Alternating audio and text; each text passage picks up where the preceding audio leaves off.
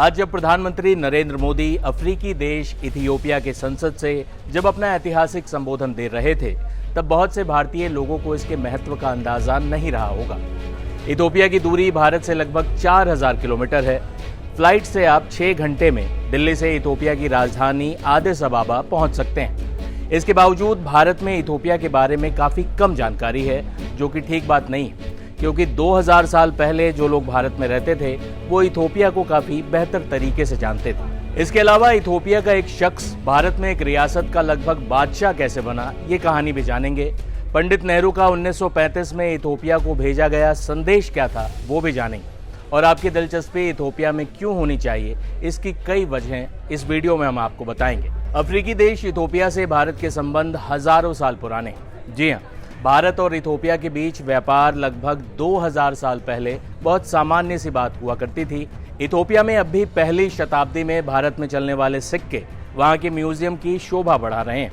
इसके अलावा 16वीं शताब्दी में इथियोपिया के राजा को पुर्तगालियों द्वारा की गई मदद के कारण उस वक्त गोवा से कई लोग इथियोपिया पहुंचे थे। इथियोपिया शुरू से एक ताकतवर अफ्रीकी देश रहा है, जिसका अपना समृद्ध इतिहास रहा है।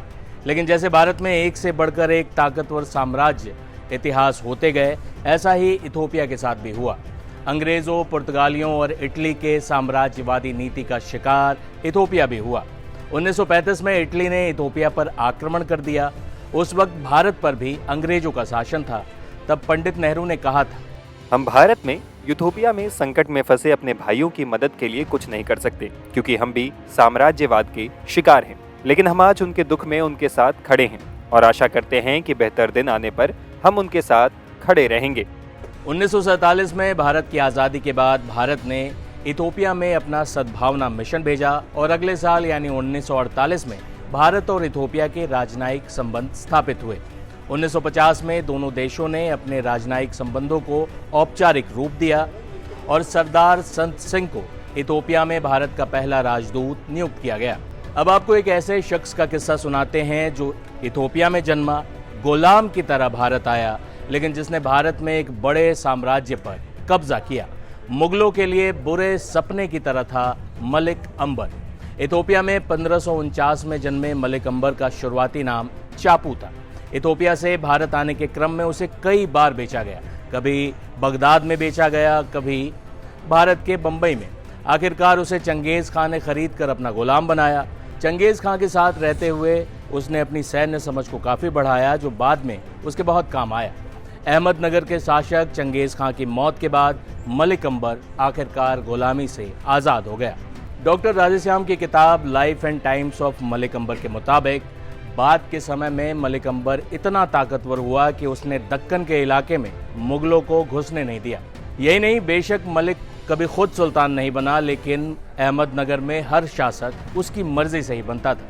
जब तक मलिक अंबर जिंदा रहा, मुगल बादशाह जहांगीर उसे हरा नहीं पाया, ना ही मुगल सेना दक्कन में अपना पांव जमा सकी। मलिक अंबर ने खुद बादशाही नहीं संभाली, लेकिन सारा कंट्रोल उसी के हाथ में था। पहले उसने मुर्तजा को अहमदनगर का राजा बनाया और अपनी बेटी की शादी उससे कर दी। बाद में जब उसे मुर्तजा से खतरा महसूस हुआ तो उसे जहर देकर मार दिया और उसके 5 साल के बेटे को अहमदनगर का शासक बनाया। ऐसे में सारे फैसले मलिक अंबर खुद ही लिया करता था। अकबर ने दक्कन में जो कामयाबी हासिल की थी, मलिक अंबर ने उसे मिटा दिया। अकबर के बेटे जहांगीर को हर बार मलिक अंबर से हार मिली। खुलदाबाद में आज भी मलिक अंबर का मकबरा इथियोपिया से आए उस गुलाम की जाबाजी की दास्तां कह रही। अब जाते जाते आपको इथियोपिया की संसद में पीएम मोदी के ऐतिहासिक संबोधन के साथ छोड़े जाते हैं। Honorable members, I am told that there is a saying in Ethiopia, when spider webs unite, they can tie up a lion.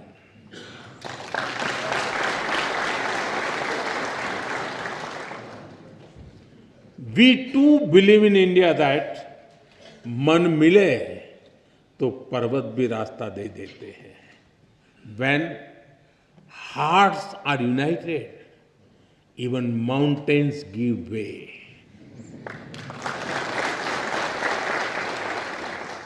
Indeed, solidarity is a strength and cooperation is power. And today, as nations of the global south, as ancient civilization, as friends, India and Ethiopia are standing together.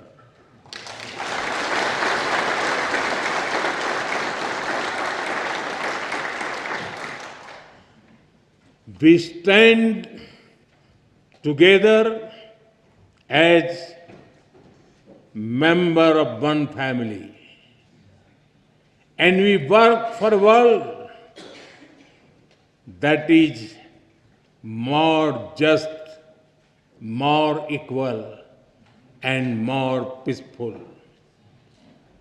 It was here in Addis Ababa that the dreams of African unity found a home. I am told that many streets of this wonderful city are even named after African countries.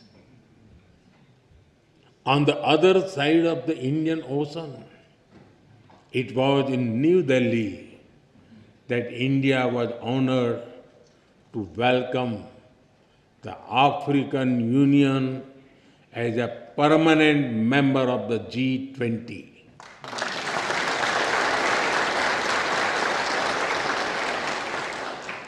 Last year, we marked another historic step with the inclusion of Ethiopia as a full member of the BRICS.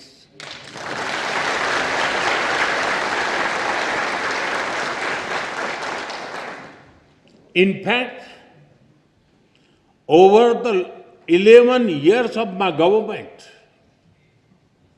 the connection between India and Africa has grown manyfold. During this period, we have exchanged more than 100 visits at the level of head of the states and governments. Honorable members, the global south is writing its own destiny, and India and Ethiopia share a vision for it. Our vision is of a world where the global south rises not against anyone, but for everyone.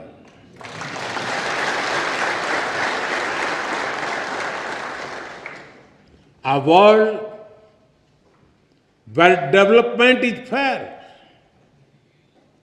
where technology is accessible, and where sovereignty is respected. A world where prosperity is shared and peace is defended. And a world where decision making reflects today's reality, not the world of 1945. Because the world cannot move forward if its system remains locked in the past. That is why India has emphasized a global development compact. It will prioritize technology sharing, affordable finance, capacity building, and trade of sustainable growth. That is why at the G20 summit in November, I called for an Africa Skill Multiplier Initiative to train 1 million trainers. It will build local capacities and help your efforts towards inclusive and sustainable development.